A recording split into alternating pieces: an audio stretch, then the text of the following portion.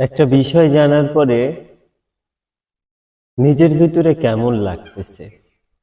বিষয়টা হচ্ছে এমন যে আমরা দৌড় মেরে গিয়ে কারুর মাজার ভাঙি, কারুর নামে বদনাম করি, কাউরে ছোট করি।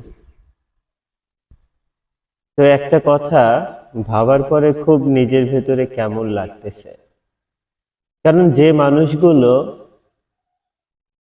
এই যে তুমি এত শিক্ষিত, এত জ্ঞান অর্জন করছো, সেই জ্ঞান অর্জন করার জন্য তারাই সর্বপ্রথম, বা তারাই হলো তোমাদের এই লাইনে নিয়ে আসছে। নিয়ে আসার পরে তোমরাই তাদের উপরে চলে গিয়েছো, গিয়ে তাদেরই তোমরা ভুল ধরতেছো। বিষয়টা এমন।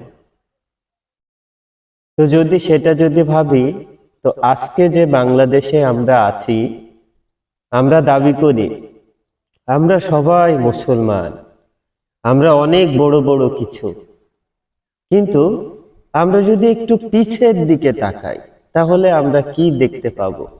যে আমরা যে মুসলমান, যে আমরা অনেক শিক্ষিত, যদি পিছের দিকে তাকাই তাহলে কি আমরা কি দেখতে পাবো? কি দেখতে পাবো পিছের দিকে তাকালে?